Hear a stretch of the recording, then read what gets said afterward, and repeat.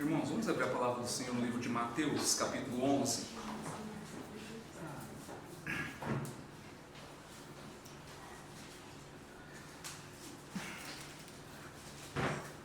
Mateus, capítulo 11. Nós vamos ler dos versos 25 ao 30, tá? Mas eu vou fazer uma breve introdução sobre por que o Jesus está dizendo essas palavras, mas nós vamos ler dos versos 25 ao 30. O maior convite do mundo. Se assim fosse ter um tema, seria esse: o maior convite do mundo.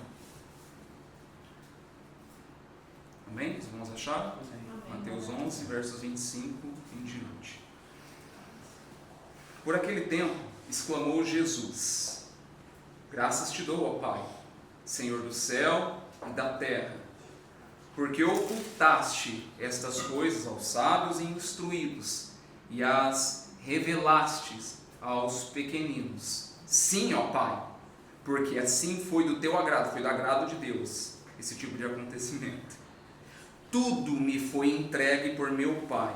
Ninguém conhece o Filho, senão o Pai. E ninguém conhece o Pai, senão o Filho. E aquele a quem o Filho quiser revelar, Aí está o convite no final. Vinde a mim, todos os que estáis cansados e sobrecarregados, e eu vos aliviarei. Tomai sobre vós o meu jugo e aprendei de mim, porque sou manso e humilde de coração, e achareis descanso para a vossa alma. Por quê? Porque o meu jugo é suave e o meu fardo é leve. Amém? Pai, graças te damos, visto que de modo assombrosamente maravilhoso nos formastes. As tuas obras são admiráveis, Senhor, e a nossa alma o sabe muito bem. Nós te agradecemos por tudo que o Senhor fez, por termos abrido os nossos olhos, por termos alimentado, por termos tomado água, Senhor, por termos todos os nossos membros do nosso corpo funcionando corretamente. Muitos ainda insatisfeitos, não queriam que estivesse funcionando daquela forma, mas nós totalmente gratos, Senhor, porque o Senhor proporcionou saúde, vigor, alimento, sustento. E ainda acima de tudo, o Senhor nos dá o privilégio de ouvirmos da Tua Palavra, como foi pregado no sermão do domingo anterior, que a Tua Palavra, Senhor, traga contrição para nós, que nós venhamos a chorar diante da Tua lei, que nós não venhamos a preocupar-se com o horário, com o tempo, que nós venhamos a sentir prazer, desejo, deleite na Tua lei, como eu estou dizendo no Salmos capítulo antes, o meu prazer, a minha satisfação, o meu deleite está na Tua lei medita de dia e de noite. Antes, como a tua palavra vai dizer, melhor é estar nos teus átrios do que nas tendas da perversidade, melhor é estar na tua presença. Então, ó Pai, que nós não venhamos a preocupar-se com o tempo, com nada disso, porque o único desejo, a satisfação, a alegria, o que traz gozo para os nossos corações, é ouvir da tua palavra. Senhor, que seja o Senhor que fale. Eu não sou nada, eu não sou ninguém. O Senhor é todo poderoso, o Senhor tem todo o conhecimento, o Senhor tem toda a sabedoria. Usa-me, Senhor, para a tua glória. Que essa mensagem, que o versículo, que esses textos fiquem gravados nos corações, ó Pai, não somente num vídeo, mas dentro dos corações, para que germine, que dê fruto, que haja diferença, que haja mudança, que haja transformação, que haja contrição, que haja uma metanoia. Faça isso, Senhor. O Senhor é tudo poderoso, não há causa impossível para Ti. O Senhor tem o Teu Santo Espírito poderoso, atuante, e pode fazer coisas inefáveis, além da nossa imaginação, bem como também transformar a mente e o coração do ser humano. Não deixe, ó Pai, que nada e ninguém atrapalhe esta reunião, que nós venhamos a ter um tremendo zelo e temor diante da Tua referência, diante da Tua presença. O Senhor está aqui, Senhor. Ajude-nos a reverenciar o Senhor, que é digno de toda adoração. Fale conosco através destas palavras, são palavras de vida eterna. Abra nossa mente, o nosso coração, e assim eu te peço, em nome do Teu Filho Jesus Cristo, o nosso único, eterno e suficiente Salvador. Amém e amém.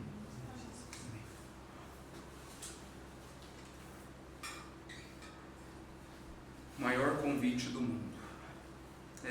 Confesso que um dos textos que eu acho mais bonito aqui vai ser essas passagens aqui do versos 28, 29 e 30. Que Deus falou muito ao meu coração. Eu estava, até mandei uma mensagem para minha esposa, né, do celular da Marta, né, falando, olha que Deus me revelou através desse texto, e eu gostaria de compartilhar esse texto com os irmãos. Mas para que a gente entenda um pouco sobre o que o Senhor Jesus está dizendo aqui, eu quero explicar um pouquinho o acontecimento aí, os acontecimentos anteriores, tá? Então esse convite do Senhor Jesus Cristo a nós, não somente a nós, mas o mundo, está posto num contexto de rejeição, de desprezo. O que acontece? Nos versos anteriores aí, tá? No capítulo 11, versos de 1 a 24, Jesus está tendo uma rejeição, um desprezo ali do povo. Então o título, o enredo, a introdução, para nós entrarmos em uma introdução, temos um contexto, para entendermos melhor esse tipo de acontecimento, vamos ver duas situações onde fica claro, nítido aí, nos versos anteriores, a rejeição que Jesus estava enfrentando diante do povo. Então eu separei pelo menos duas situações, analisando o texto. A primeira situação está nos versos 16 a 19 do capítulo 11, tá? Quando vem João Batista, o texto vai dizer aí, pregando arrependimento, as pessoas reagem como a pregação de João Batista? Esse tem demônio. Não é assim que está escrito aí? João Batista não comia, não bebia, mas vivia uma vida pacata no deserto, de forma simples, modesta, frugal, sem convívio, sem contato social. E muitos rejeitaram, reprovaram a pregação de João Batista, dizendo, esse tal tem demônio. Nos versos 19, que está aí no capítulo 11 também, Jesus vai contrastar, comparar João Batista com quem? Com ele. Olha só que interessante. Vem o Filho do Homem que come e bebe, que se relaciona, que não foge das festas, que está onde o povo está, que tem convívio social, que tem unidade, está no meio do povo, e vocês o chama de glutão, de beberrão, bebedor de vinho, amigo de publicanos e pecadores. Ou seja, o que nós fazemos observando esses dois contrastes, das pessoas observando a pregação de João Batista e observando a pregação do Senhor Jesus Cristo? Qual que é o contraste que nós vemos aí? Ou seja, o ser humano, a raça humana, quando ela quer, deliberadamente, ela rejeita, repulsa, recusa o Evangelho. Ela arranja um pretexto, arranja uma desculpa para rejeitar, repulsar, recusar o Evangelho. Ela pode até ouvir e escutar dois pregadores diferentes, de estilos diferentes. Ela rejeita um e rejeita também o outro. Encontra motivo, razão para rejeitar um e também o outro. Mas por que isso acontece? Porque ela está predisposta a isso, decidida a isso, determinada a isso. Ela não quer realmente mesmo. Está com as portas fechadas intencionalmente e ela não quer ouvir. E o que faz isso? O que leva uma pessoa a ter o coração fechado e não ouvir? Desde que seja o maior dos pregadores, o Filho de Deus, desde que seja o João Batista, o precursor do Filho de Deus. O que faz isso? Pecado. Pecado faz isso com a pessoa, limita a pessoa, tapa os olhos da pessoa, ao ponto de rejeitar, rechaçar, recusar o Evangelho. Essa é a primeira situação de rejeição que Jesus estava enfrentando no meio do povo. A segunda situação, que está aí nos versos 20 ao 24, onde Jesus ali está o quê? Trazendo um ai às cidades de Corazim e a cidade de Betsaida. Nos versos 23 ele traz um ai à cidade também de Cafarnaum, cidades que viram Jesus, cidades que ouviram Jesus, cidades que presenciaram também os milagres de Jesus, cidades que testemunharam coisas que o mundo não pôde ver nem ouvir. O próprio Deus encarnado, fenômenos, milagres magníficos, ensinos profundos e os sinais do reino. Foi imposta, revelada aquela cidade. E não obstante a tanta evidência, a tanta persuasão do Senhor Jesus Cristo, a tanta clareza, a tanta expressividade, ele era o Filho de Deus, como está lá em Mateus capítulo 3, verso 17. Quando o céu se abre, aquela expressão do Espírito Santo em forma de pomba desce sobre ele, e a voz que todo mundo vê: eis o meu Filho amado em quem me comprazo. Essas cidades estavam recebendo o Filho de Deus. o Todo-Poderoso. Elas viram milagres, acontecimentos sobrenaturais, sobre-humanos, através do Senhor Jesus Cristo. Mas mesmo assim eles não creram. Mesmo assim eles não admitiram, não aceitaram. Jesus vai dizer que aqueles que, apesar de ouvirem, apesar de verem, apesar de presenciarem as maravilhas divinas e as rejeitarem, no dia do juízo essas pessoas terão um rigor maior do que as cidades mais perversas da história. Quais elas? Do que Tiro, do que Sidom, do que Sodoma, do que Gomorra. Cidades onde a perversidade, a maldade era tamanha a ponto de desejarem estuprar anjos. Então a devassidão aguda, desejos perversos, iniquidade intensa essas cidades tinham. E essas cidades, que cidades? Tiro, Sidom, Sodoma e Gomorra terão menos rigor, menos severidade no dia do juízo do que aqueles que conhecem a verdade, desfrutaram, viram a verdade, ouviram a verdade, viram os milagres de Jesus, e apesar de todas as evidências, de todos os indicadores, de todos os rastros, elas rejeitaram, denegaram a graça de Deus através de Jesus Cristo. Então, é diante desse cenário de rejeição, tanto da pregação do Senhor Jesus Cristo, quanto até dos milagres, dos feitos do Senhor Jesus Cristo, é diante desse contexto de rejeição que Jesus ele vai expor, traz para nós, pelo menos aqui, né, nos versos 25 a 30, pelo menos 5 lições para compartilhar conosco hoje através da sua palavra. E a primeira lição é: o orgulho tapa a porta da graça, mas a humildade é a porta de entrada. Onde está isso? Versos 25 e 26. Por aquele tempo, exclamou Jesus: graças te dou, ó Pai, Senhor do céu e da terra, porque ocultaste estas coisas aos sábios, sofos do grego, ao hábil, ao esperto, ao teólogo, ao mestre, ao filósofo, aos oradores. Ocultaste aos sábios, a esse tipo de pessoas, instruídos, sunetos, inteligentes, que têm compreensão, capacidade de discernir rapidamente, e as revelaste aos pequeninos, népios, imaturos, inexperientes. Por que o Senhor fez isso? Sim, ó Pai, Jesus está fazendo uma oração, está conversando com Deus.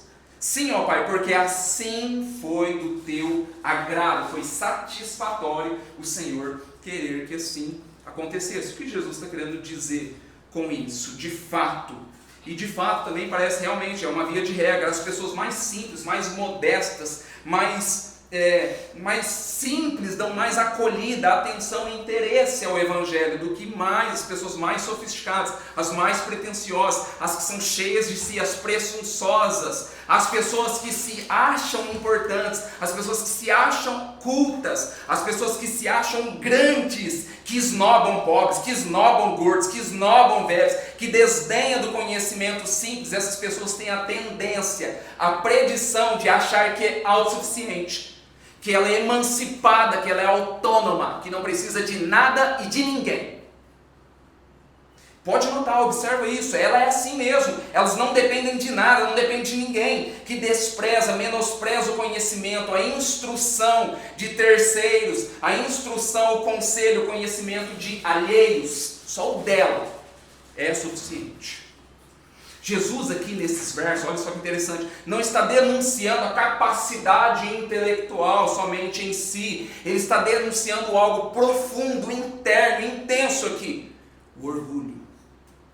Jesus está denunciando o orgulho, a soberba. É isso que ele está dizendo. A inteligência humana não é um obstáculo para a nossa fé. A inteligência humana não é um obstáculo para chegarmos a Deus, mas a ufânia é. A jactância é um obstáculo. A arrogância é um obstáculo para você chegar a Deus. O orgulho, a soberba, o desdém do próximo é um obstáculo para você crescer, avançar, buscar, querer mais de Deus. Eu já citei isso. Deus é inesgotável. Você acha que você recebeu algo de Deus? Você acha que é só isso? Ele é uma fonte a jorrar para a vida eterna. Você acha que o pouquinho que você recebeu já é o suficiente? Por que será que as portas estão fechadas? E por que não tem um avanço, um crescimento? Qual que é o obstáculo para a nossa fé? Não é o intelectual, não é o sábio, não é o inteligente que fecha a porta, que oculta a porta da salvação. E sim o pretensioso, o orgulhoso, o soberbo, o prepotente, o arrogante, o altivo. Como está em Tiago, capítulo 4, verso 6. Deus resiste. Você sabe, já viu essa palavra no grego? Resiste. Antitassomai. Deus batalha. Olha só que interessante. Acho que não sei se o Roberto já viu isso aqui no grego. Antitassomai. Deus batalha, Deus resiste, Deus se opõe, Deus objeta, Deus insurge com uma pessoa que é arrogante, que é soberba. Deus resiste, antitassomai. O que é isso? Como que é isso? Não tem oração respondida, não tem mais conhecimento profundo das Escrituras, não tem ajuda vinda de Deus, não vence pecado, não vence a soberba, não vence as coisas mais simples da vida, as coisas mais boçais, tolas, pífeis do dia a dia. Isso é o que? É falta de fé? Isso é falta de oração? Isso é falta de leitura, de conhecimento das Escrituras? É falta de você jejuar, de dobrar os joelhos? Não, é por causa do seu orgulho, é por causa da sua soberba. Por isso as pessoas não avançam, não têm um crescimento, não se achegam mais a Deus, não conseguem lidar com coisas assim, não conseguem trabalhar. Você acha que o seu vigor que faz você trabalhar, levantar, adorar e buscar a Deus? É o seu orgulho, é a sua soberba, que está tapando você de avançar e crescer espiritualmente. Deus batalha, resiste aos soberbos, mas concede a sua graça aos humildes. Não sou eu que estou falando. É Ele que está falando na sua palavra.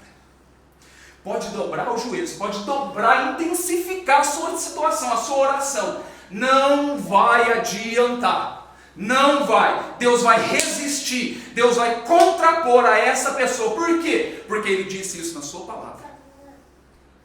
Cuidado. Por que será que não está crescendo, avançando espiritualmente? Mas eu oro tanto, eu leio tanto, eu tenho um bom conhecimento das Escrituras. O próprio Davi, no livro de Salmos, eu não lembro a passagem certinho, os irmãos que souberem, depois pode me falar no final, vai dizer assim: Pai, expurga-me a aflição oculta, quer dizer, o pecado que eu não consigo ver, mostra-me, Senhor. Talvez você é orgulhoso e não sabe, talvez você é soberbo e não sabe. Pai, mostra-me. Humildade, chega a Deus, Senhor, mostra-me. Será que eu sou assim mesmo? Senhor, eu acho que assim é o certo, mas será que isso é o correto? Será que eu estou sendo pretensioso demais? Será que eu estou sendo altivo demais, orgulhoso demais, soberbo demais? Deus é tão maravilhoso e específico que mesmo uma pessoa seja poliglota, influente, tem um grande conhecimento, estudou anos e anos, às vezes até teólogo, a hora que lê, estuda, medita na Bíblia, não entende nada, não decifra nada, não compreende nada, e de repente uma pessoa que mal soletra, lê aos trancos e barrancos, é uma pessoa simples, humilde, aquela pessoazinha de oração e vai ler as Escrituras, Deus abre os olhos, Deus dá entendimento, Deus dá sabedoria, compreende as verdades eternas, assimila o que o Senhor está dizendo, e você vai falar: mas essa pessoa conseguiu entender esse texto, e eu durante anos não consegui entender. Deus revelou a sua graça aos humildes, resistiu aos soberbos. Talvez você pode destrinchar o versículo, mas Deus vai te mostrar as coisas mais profundas, a vida prática disso daqui dentro do seu coração, na tua vida, no seu dia a dia.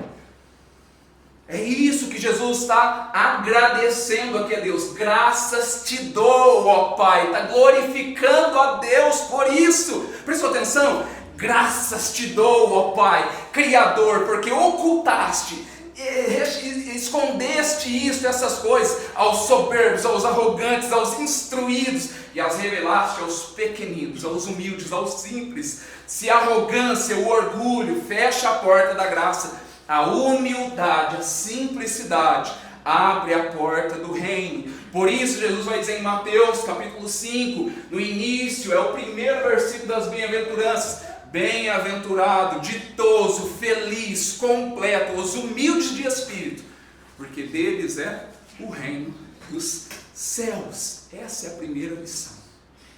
Aprenda desse primeiro texto. O Senhor revela a sua graça aos humildes, mas aos soberbos não vão ter de Deus. Tiago 4,6, pode dobrar as orações. Se você não reconhecer isso, confessar esse pecado, abandonar esse pecado e buscar a Deus, você não vai ter um avanço, um crescimento espiritual. Não vai ter. O Senhor está descrito isso aqui na sua palavra. Deus resiste, contrapõe, batalha com quem é soberbo e arrogante. A segunda lição que o Senhor nos ensina está no verso 27 aí. É que somente, e essa é a frase que eu escrevi para nós entendermos isso, é que somente através de Jesus Cristo os pecadores podem conhecer, aprofundar em conhecer a Deus. Verso 27. Tudo me foi entregue por meu Pai. Ninguém conhece o Filho, senão o Pai. E ninguém conhece o Pai, senão o Filho. E aquele a quem o Filho o quiser revelar. Ou seja, Jesus é o que? O intérprete, o esclarecedor, o exegeta do Pai. É Ele quem mostra quem é o Pai, é Ele quem revela o Pai, é Ele quem dá a percepção, a compreensão de quem é o Pai. Você lembra quando você falou, Senhor, mostra-nos o Pai, isso nos basta, mas não tem visto? Não tens visto? Jesus estava com eles, Ele é a exata expressão do seu ser, como o texto vai dizer. Eu e o Pai somos um, como João vai dizer. O João vai dizer, e o Verbo se fez carne e habitou entre nós, cheio de graça e de verdade, e vimos sua glória, glória como do unigênito do Pai. Jesus era a expressão de Deus, aqui na terra. Se nós queremos saber quem é o Pai, nós temos que ir a quem? A Cristo, a Jesus. Só Ele pode revelar o Pai para nós. Não há nenhum outro caminho, não há nenhuma outra forma, nenhum outro tipo de experiência pirográfica. É o Filho que revela o Pai. Mas também tem algo curioso aí, também interessante, há uma contrapartida nisso. Porque também é o Pai quem revela o Filho. Se Cristo revela o Pai, tem outros textos que vão dizer que o Pai que revela o Filho também. Lembra lá em Mateus capítulo 16, olha que interessante, quando Jesus está no norte de Israel, perto do Monte Hermon, em Bânias, onde ali nasce ali o Rio Jordão, Cesareia de Filipe, onde Jesus faz uma enquete, questiona ali com os seus discípulos, perguntando o que para eles? O que Jesus pergunta para os discípulos? Quem diz os homens ser o Filho de Deus? E o Filho do Homem, quem diz os homens ser o Filho do Homem? E eles respondem o quê? Uns pensam, Senhor, que tu és João Batista. Outros acham que o Senhor é Elias. Outros acham que o Senhor é Jeremias. Outros acham que tu és alguns dos profetas. Jesus pergunta para eles, e vocês? O que vocês acham? O que dizes que eu sou? Aí Pedro responde, tu és o Cristo, o Filho do Deus vivo. E olha que interessante, Pedro poderia estar até esperando ali um elogio do Senhor Jesus Cristo. Nossa, agora eu falei algo interessante, eu falei algo de Deus aqui. Jesus me elogiou diante disso. Não. Olha o que Jesus vai dizer. Jesus responde, dialoga com ele. Parabéns, Pedro. E Jesus falou assim para ele, você é inteligente? Por isso que você sabe disso? Parabéns, Pedro. É porque você teve um bom discernimento de quem sou eu me vendo aqui na terra, que você discerniu quem eu sou. Foi isso? Parabéns, Pedro, é porque você ora, porque você lê bastante, é porque você buscou uma sabedoria profunda e por isso foi alcançado a você. Foi assim? Não. Jesus vai responder para ele o quê? Foi assim que Jesus disse? Não. Mateus 16, verso 17. Feliz, ditoso, bem-aventurado é Simão Barjonas, porque não te revelaram, porque não foi carne ou sangue que te revelaram, mas o meu Pai que está no céu. Quer dizer, não foi a sua capacidade, não foi a sua sabedoria, o seu conhecimento intelectual, não foi porque você foi peregrinando, buscando as Escrituras, foi porque Deus decidiu revelar a você, Pedro, quem eu sou. E se você, Pedro, se Deus não te revelasse para você quem eu sou, você seria como os outros. Você diria que eu sou um dos profetas. Você diria que eu sou um desses que vieram em João Batista, Elias. Mas o Pai decidiu se revelar a você, Pedro. Por isso você sabe quem eu sou. O único jeito de você saber quem é Jesus Cristo é porque Deus revelou a você. Não foi porque você passou horas lendo as Escrituras, orando, dobrando os joelhos, suplicando. Foi porque Deus decidiu se revelar a você. Deus decidiu, você consegue entender isso? Deus decidiu mostrar o Filho dele para cada um de vocês aqui. Ou seja, Pedro, você só sabe isso, sabe quem eu sou, porque o meu Pai me apresentou, me mostrou para você. Porque se o Pai não tivesse revelado você também acharia que eu sou como alguns outros. Só o Pai revela o Filho, e só o Filho revela o Pai. Jesus mostra essa verdade, porque ele mostra essa verdade em um contexto de rejeição ali. Ele estava tendo uma rejeição diante do povo de Israel. É que as pessoas não acreditavam nele, não observavam nele que ele era o Messias, que ele fosse o Filho de Deus, que ele é o caminho para o Pai, que ele haveria de levar eles a uma salvação eterna. Eles não conseguiam acreditar nisso. Estavam num contexto de rejeição. Estavam rejeitando a Cristo. E o texto vai dizer: quem rejeita o Filho, rejeita quem? O Pai. Eles estavam rejeitando o próprio Deus. O próprio Deus. Quem não tem o Filho, o texto vai dizer também não tem o Pai. Não há mínima chance de alguém ter unidade, comunhão com Deus, a não ser por meio de Jesus. Não são todos os caminhos que levam a Deus, não é ecumenismo, não. Jesus é o único caminho, a única verdade, a única vida. Ninguém vai ao Pai se não for por Ele.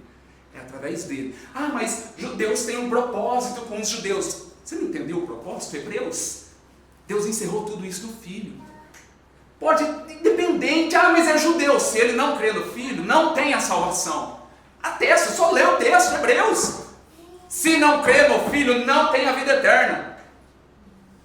Ele é o único caminho, a única verdade, a única vida, a mínima possibilidade, chance, meio de entrar na presença de Deus, a não ser pelo caminho que é Jesus Cristo. Não há possibilidade de entrar no céu, a não ser pela porta que é Jesus. Ele é o mediador, Ele é a exata expressão do ser de Deus, Ele é o revelador do Pai, Ele é o caminho, a verdade e a vida, Ele é a porta, Ele é a ovelha, Ele é o bom pastor. Antes que Abraão existisse, Ele era. Essa é a segunda lição que Jesus nos mostra através desse texto. Só através de Jesus os pecadores podem conhecer o caminho e se achegar a Deus. Só através de Cristo. A terceira lição que o Senhor Jesus nos ensina, olha só que profundo através desse texto, onde Ele faz o mais glorioso de todos os convites. Esse é o ponto mais precioso.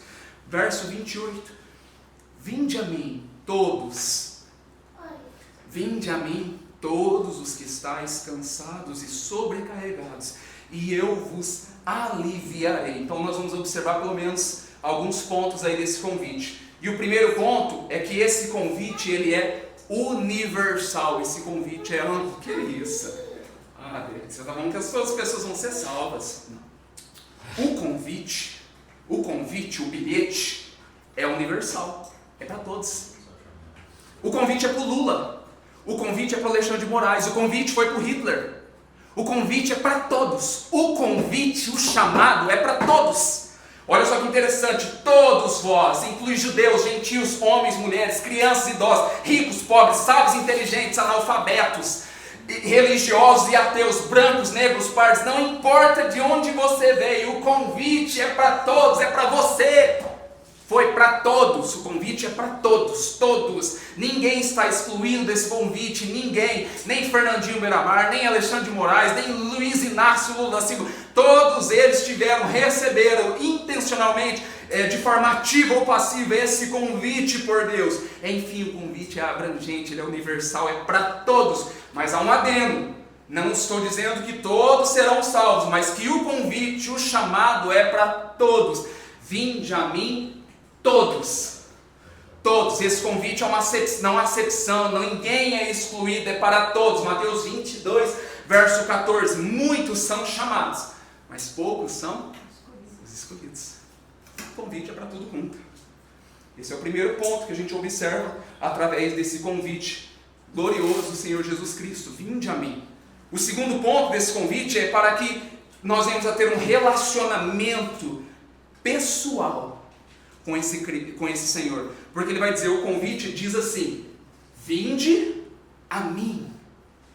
Vinde a mim. Olha só que interessante, por que ele faz essa declaração? Você já reparou nisso? Por que Jesus faz essa declaração, essa alegação? Vinde a mim. Então, porque dentro do seu tempo, no contexto, no acontecimento daquela época, as pessoas achavam que para ter um relacionamento, uma união, um vínculo com Deus, passava pela religiosidade farisaica, passava pelas cerimônias, passava pelos templos, passava pelos rituais, passava pelos sacrifícios, passava pela abstenção de alguns alimentos. E quantas pessoas, não somente naquela época, mas também hoje em dia, estão buscando um relacionamento, uma estreiteza íntima com Deus através de tantos meios, tantos métodos. Não é institucional, não é uma empresa, não é um órgão governamental, não é a igreja, não é o rito, não é a autoflagelação, não é o sábado, não é deixar de abster de comer carne de porco, não é o dízimo, não é a Maria, mas o texto vai dizer: vinde a mim, vinde a mim. Jesus está chamando você a ter uma união, uma unidade com Ele, um relacionamento, um contato com Ele, um contato pessoal, exclusivo com Ele, somente com Ele. Isso é inegociável, insubstituível. Ele é a fonte, Ele é a porta, Ele é o caminho, Ele é o meio, Ele é o fim, Ele é tudo em todos, o texto vai dizer. Jesus deixa o relacionamento, Ele mostra, não deixe que o seu relacionamento com Ele torne-se institucional, mecânico, monótono. Vem à igreja, canta, ora, oferta, prega, escuta, sai, volta, mas não há afinidade, não há comunhão, não há relacionamento, não há intimidade com Cristo, não há intimidade, comunhão com Ele, não conhece Ele, não se deleita nele, apenas estrutural, organizacional, relativo. E você pode falar: mas eu não sou assim. Mas é só observar o seu dia a dia, como você chega na igreja, uma coisa pífia te deixa triste. Uma coisa tola acaba com o seu dia. Se tua mulher, se teu marido te tratou diferente, destrói o seu dia a dia. Que relacionamento com Cristo você tem? Para com isso, é uma intimidade, independente das circunstâncias, independente de como te tratou, independente de como foi seu dia de serviço. Eu já citei isso. Isso é o primeiro princípio quando a gente ingressa na nova aliança: tranquilidade, paz. Como o texto vai dizer, se não é pessimista, você é otimista. Peraí, ela está me tratando diferente, mas tem algo com ela. Vou dobrar meus joelhos. Não vou revidar com revide, briga com briga, ódio com ódio, raiva com raiva. Não vai adiantar. Então Jesus deixa claro, explícito aqui, que esse convite é um chamado a Ele: venham a mim, é com Ele, é só Ele que tem essa fonte, é só Ele que dá o descanso, é só Ele que tem essa paz, é só Ele que dá a alegria, é só Ele quem perdoa pecados, é só Ele quem dá a vida eterna. O texto vai dizer: vá a Ele, vinde a mim, a mim. Esse é o segundo ponto desse convite, mas tem um terceiro ponto também desse convite. Esse convite é para aqueles que têm consciência, que sabem com exatidão. O que ele sabe? Porque se é um convite a todos, qual que é o ponto crucial desse convite? É aquele que tem conhecimento, que sabe realmente da sua insignificância, da sua insuficiência. Você quer chegar a Deus? Mostre que você necessita desse Deus. Você não sabe tudo. Vinde a mim, todos vós que estáis cansados e sobrecarregados. O que Jesus está querendo dizer aqui com isso, irmão? Eu estou falando isso daqui, não fica preocupado com a tonalidade da minha voz, não preocupa que Deus está falando no seu coração. O contexto é que de Israel estava sofrendo um grande peso do legalismo farisaico. A religião da época esmagava as pessoas. Os fariseus, de acordo com Mateus capítulo 23, verso 4, atavam pesados fardos sobre as costas das pessoas e não aliviavam nem com um dedo. Então, usando a linguagem do nosso dia de hoje, como para eles estava sendo difícil, para nós, trazendo para os dias de hoje, ser crente estava sendo um peso, ser crente está sendo um fardo, ser crente está sendo algo insuportável, preceitos e mais preceitos, regras e mais regras, onde a vida cristã acaba sendo um sufoco, um costume, um pesado fardo doloroso. Não pode isso, não pode aquilo, algo amargo, difícil, não pode comer carne de porco, não pode vestir calça jeans, não pode rapar os braços, não pode guardar, não tem que guardar o sábado, e preceitos e mais preceitos, torna-se um fardo, um peso. É isso que Jesus está condenando. Então existem pessoas sim, e não é assim também no dia de hoje. Existem pessoas cansadas da religiosidade, existem pessoas cansadas do formalismo, pessoas cansadas do legalismo, das regras desnecessárias. Você não dá o dízimo, você não é salvo. Onde está isso?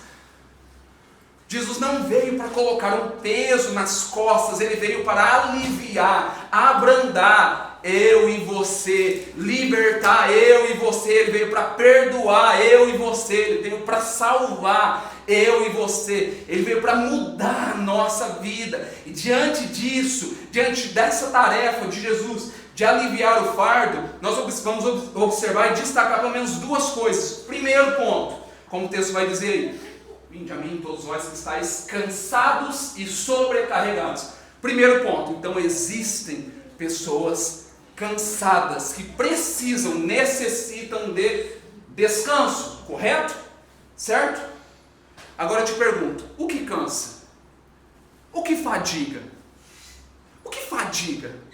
O que diz que dá, tipo assim, nossa, cansa demais isso. Jesus não está falando de cansaço físico, não está falando de trabalho intenso, de árduo, quando você sai da sua casa cedo, quando acorda cedo, né, para ir trabalhar, quando você sai de casa cedo para trabalhar, o dia todo trabalhando, suando, se esforçando, e no final do dia, você está ali exausto, chega em casa, toma um banho, se alimenta, dorme, refaz as suas energias. Não é esse cansaço que Jesus está dizendo. Esse cansaço que Jesus está dizendo aqui nessa passagem é algo mais profundo, intenso, complexo. É um cansaço emocional, um cansaço moral, um cansaço espiritual. O que cansa não é trabalho, não é empreita, não é a penúria, isso não cansa. O que cansa a nossa alma é o pecado.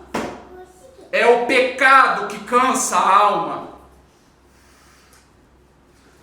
É o pecado que cansa, o pecado desgasta, o pecado tira o sono, o pecado tira a paz, o pecado tira a alegria, o pecado atormenta, não traz refrigério, não traz alívio. É o pecado que Jesus está dizendo que cansa. É isso que Jesus está dizendo: vinde a mim todos vós que estáis cansados, oprimidos, sobrecarregados, cansados da fraqueza, cansados do vício, cansados das intenções sedutoras, cansados do curso deste mundo que o mundo está trilhando, cansados da injustiça, cansados de maldade, cansados de falta de amor, cansados de falta de perdão. É isso que Jesus quer tirar, quer trazer descanso. Ele quer tirar o pecado das nossas costas. Salomão, quando ele busca a felicidade no livro de Eclesiastes, que é legítimo, sim, nós devemos buscar. Você sabia que você deve buscar, correr atrás de ser feliz?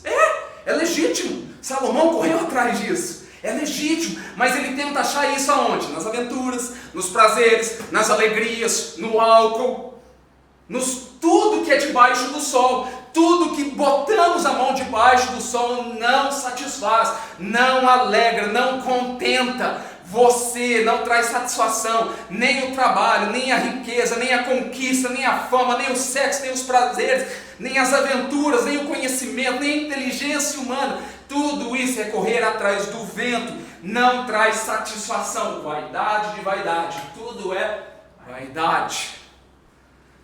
Aí as pessoas se cansam da culpa, cansam da religiosidade, cansam do cabresto do diabo, às vezes prisioneiro da vaidade, prisioneiro do orgulho, prisioneiro da soberba, prisioneiro da arrogância, prisioneiro da avareza, prisioneiro da ganância, da impureza. Todas essas coisas trazem cansaço, muito cansaço, estresse, fadiga. E Jesus, o Filho de Deus, não é qualquer pessoa, está dizendo aqui: vinde a mim, todos vós que estáis cansados, e o texto é mais claro, a palavra é sobrecarregados. Então essa segunda palavra que Jesus disse aqui é um pouco mais além da palavra cansado. Portizo do grego denota alguma sobrecarga, uma carga excessiva, uma carga extra, que deixa fraco, arquejado, limitado, que sufoca.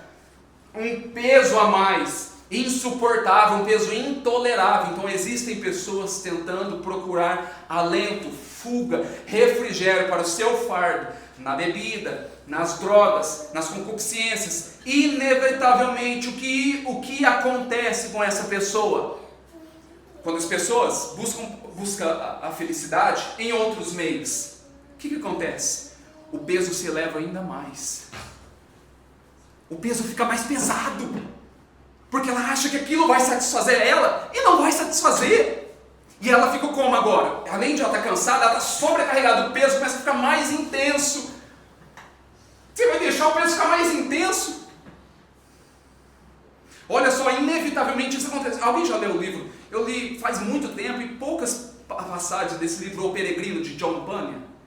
No final do livro, o peregrino está chegando perto do Senhor. Mas só que ele está com uma carga intensa nas costas, intensa. Vai ler o livro, John Bunyan. A hora que ele chega perto do Senhor Jesus Cristo, todo aquele peso, o que acontece? Cai das costas dele. Quando ele chega diante da cruz, o peso cai das costas dele. É isso que o Senhor está querendo dizer aqui. O pecado é um peso, o remorso é um peso, o ódio é um peso, a inveja é um peso, a doença é um peso, a mágoa é um peso, os conflitos são um peso, e o peso vai crescendo, multiplicando ainda mais, aumentando ainda mais. Mas esse convite, esse chamado é feito distinto para mim e para você hoje. Se você entrou aqui hoje, se você saiu da sua casa e veio para cá e está cansado, sobrecarregado, cansado do pecado, Jesus quer aliviar você, Ele quer tirar esse fardo das suas costas, Ele quer resolver esse problema para você hoje, da culpa, do medo, da angústia, do desespero. Ele quer tirar o peso das suas costas, trazer alívio, alento para você. Deixa um pouco de lado o orgulho, você já sabe, eu já sei de tudo isso, deixa isso um pouco de lado, faz uma análise da sua vida. Não é o Derek que está falando aqui, esquece o pregador, Deus está falando no seu coração. Deixa o fardo de lado, tira esse peso da tua vida. Essa é a terceira lição. A quarta lição que o Senhor nos ensina, que Jesus nos ensina, que Ele faz aqui para nós, vai falar sobre a mais gloriosa promessa. Verso 28b e verso 29b. Eu vos aliviarei. 29b, e achareis descanso para vossa alma. E eu pergunto, tem alguém aqui com a alma cansada? Tem alguém que está com a alma tão pesada, cansada hoje? Não, está tranquilo, é mil maravilhas. A alma cansada não resolve com noite de sono. A alma cansada não resolve com Rivotril. A alma cansada não resolve com férias. A alma cansada não resolve com viagens, com comidas exóticas. A alma cansada não resolve com nada que esse mundo tem a oferecer. Há somente um alívio para a alma cansada, um descanso, um alento, um desafogo. É Jesus Cristo. Aleluia. É Jesus Cristo. Sua alma está cansada, é falta de Cristo. Reconcilie com Cristo, volte para Jesus, desfrute de Jesus, mesmo que você esfriou, mesmo que você esteja fraco, mesmo que esteja aflito, mesmo que você esteja envergonhado do que você fez, volte para Cristo.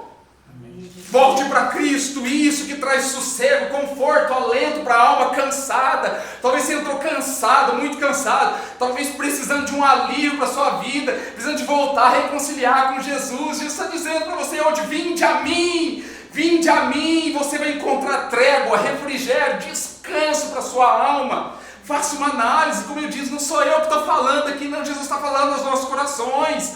Vá até Ele, dobre seu joelho, vá no quarto, fale com Ele.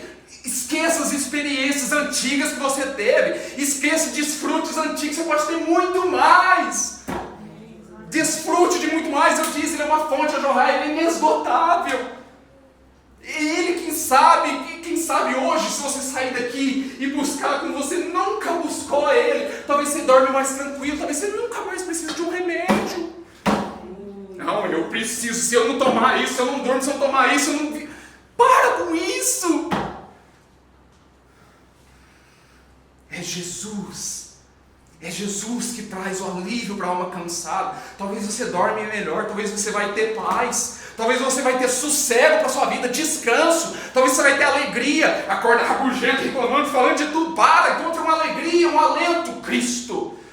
Através dele você vai ter perdão, através dele você vai ter descanso. Jesus não veio para esmagar a cana quebrada, Mateus 12, 20. O legalismo fariseu, quando alguém errava, arrebentava com a pessoa, acabava com o indivíduo, diminuía o indivíduo. Jesus vem para dar graça, para conceder misericórdia, para conceder refrigério, para restaurar as pessoas mais machucadas e mais feridas, trazendo perdão, alento, paz. Ele restaurou Pedro, ele restaurou a mulher samaritana, ele restaurou a mulher pega no adultério, ele restaurou Zaqueu, foi até a casa de Zaqueu e disse que salvou Zaqueu. Não importa quem você é, não importa como você esteja, Cristo quer aliviar, perdoar, restaurar você. Deixa o orgulho de lado, expresse o quanto você é dependente dele e necessita dele.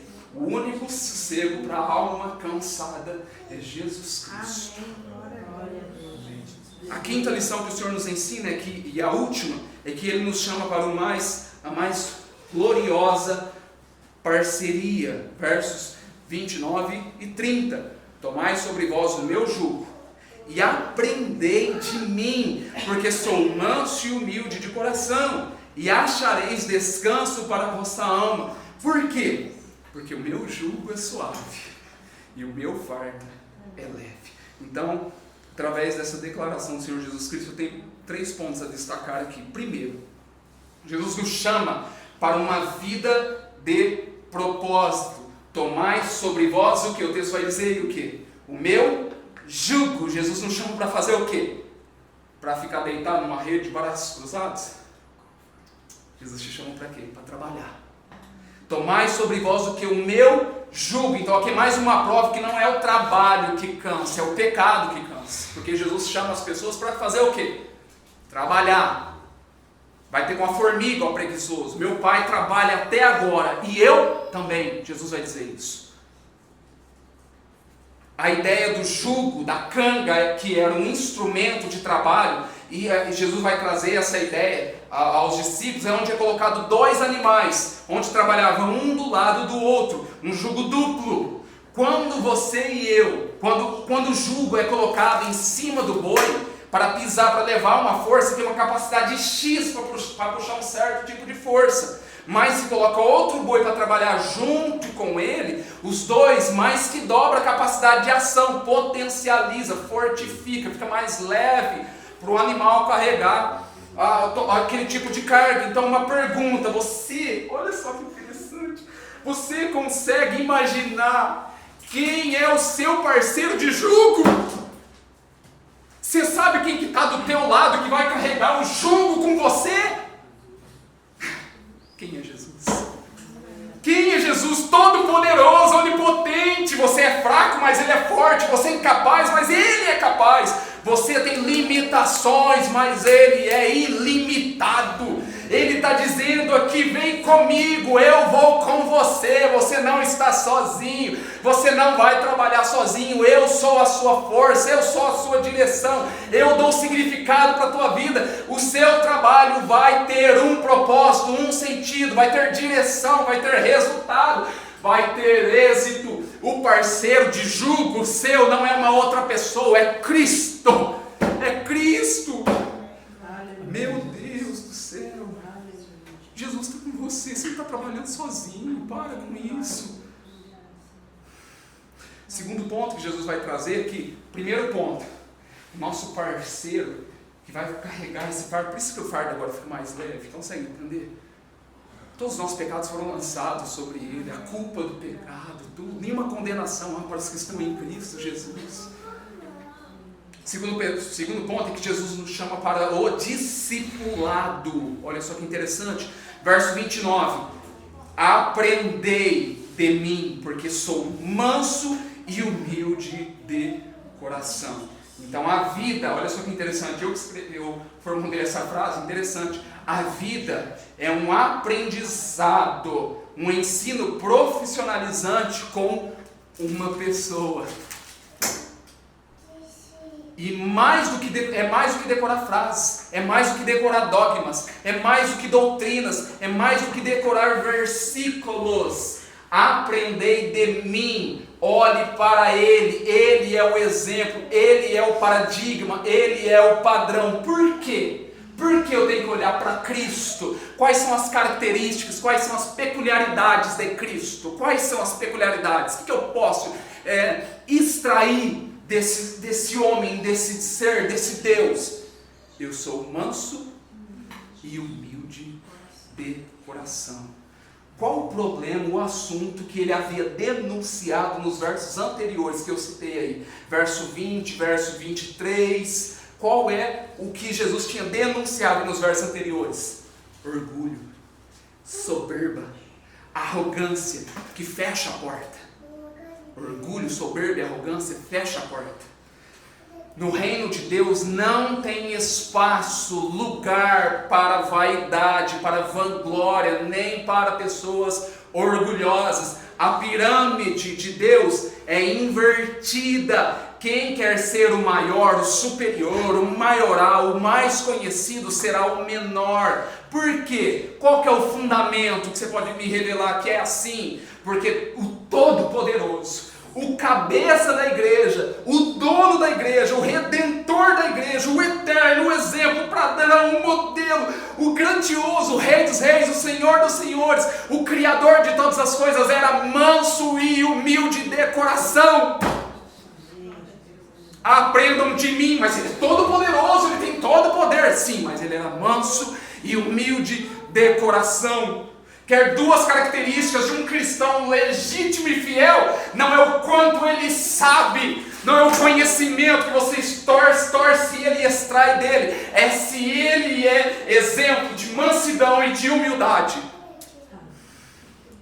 Se ele é manso e humilde de coração, veja como ele trata as pessoas, veja como é que ele trata as pessoas, você vai saber. Se ele não é manso, se ele não é humilde de coração, ele não está imitando, copiando a Jesus. Se ele não está imitando a Jesus, ele não é um cristão, não é um discípulo. O cristão é manso, o cristão é humilde de coração. E o que é ser manso? Ser manso é ter o poder de agir, o poder de reagir, mas abrir mão. Ser manso é ter todo o seu potencial, todo o seu poder sob controle. Praos, do grego, praos, manso, gentil, meigo, suave, cortês, bondoso. Começa dentro de casa isso, viu? A mansidão começa dentro da sua casa. Essa palavra era usada inclusive para os animais adestrados. Um animal que tinha uma força brutal, cruel, atroz, mas se for adestrado, contido, domado, ele pode usar essa força, se ele não for domado, contido e adestrado, ele pode usar essa força para o mal. Mas quando ele é manso, ele usa todo esse potencial, toda essa fluência, toda essa habilidade para o bem. Nós somos cristãos, aprendemos com Jesus, e quando aprendemos com Cristo, com Jesus, as nossas ações são diferentes, as nossas reações são diferentes, o nosso temperamento é diferente, porque você e eu copiamos, imitamos alguém. Quem? Cristo. E Cristo é o que? Manso e humilde de coração. Portanto, devemos ser manso e humilde de coração. Eu não posso falar isso com claridade. Você era tolo, você era nécio, você era estúpido, você não tinha conhecimento nenhum da palavra, você não sabia de nada das Escrituras. Jesus te ensinou. Por que desdenhar o próximo? Por que orgulhar do próximo? Por que menosprezar o que não tem conhecimento? Diminuir o próximo. Se não fosse Jesus, Deus te revelado Jesus, você não saberia nada, e o seu caminho era o inferno. Por que você vai se orgulhar? Portanto, principalmente dentro do clero, dentro da igreja, da unidade com os irmãos, tenha humildade, tenha mansidão, domine o seu temperamento. Não se orgulhe, não seja soberbo, não seja altivo. Deus teve paciência com você, tenha com o seu semelhante. O Rei da Glória era manso e humilde de coração. Não pague mal com mal, não é olho por olho, dente por dente, não devolva o revide com revide. Você é manso de coração, você até tem o poder de vingar-se, você até tem a faca e o queijo na mão, mas você abre mão, você tem o poder de esculachar, acabar a pessoa com as palavras, mas prefere ficar calado. Você tem o poder de reagir a essa pessoa, mas contém-se, porque Jesus era manso e humilde, e eu quero imitar a Cristo. Terceiro ponto que Jesus nos chama, nesse intuito, é para que nós venhamos a ter uma vida deleitosa. Quando você pega o jugo dele, quando você imita ele, que era manso e de coração, nós temos uma vida deleitosa. Verso 29b e o verso 30. E achareis descanso para a vossa alma, porque o meu jugo é suave e o meu fardo é leve. Então, a ideia é de um jugo adequado. O jugo dos fariseus era pesado, o legalismo era pesado, era intenso, era insuportável. As pessoas não suportavam mais, não davam conta, fardos e mais fardos. Jesus diz: se você vier com ele, se você pegar o jugo dele, se você aprender dele, o jugo dele é suave, é adequado, é ajustado para você, é suportável, é suave, é moderado, é ameno, porque você não vai estar sozinho puxando esse fardo. Ele estará com você e você encontrará, achará descanso, alento para a sua alma, tranquilidade, descanso, alento para o seu coração, porque ele é poderoso para isso. Que é impossível aos homens é possível a Deus. E eu termino aqui com algumas perguntas. Qual vai ser a sua decisão hoje?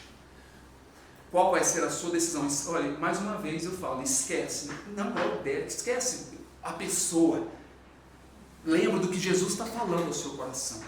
Qual vai ser a sua decisão hoje?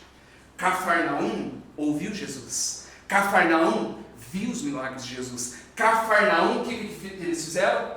Rejeitaram Jesus. Qual vai ser a sua decisão hoje? Se você ouviu, se a mensagem, se Deus abriu o coração, se essa espada de dois gumes entrou dentro do seu interior, entra no teu quarto, hoje mesmo, se oportuno, entra lá e suplica a Deus: Senhor, eu quero ser diferente daqui para frente.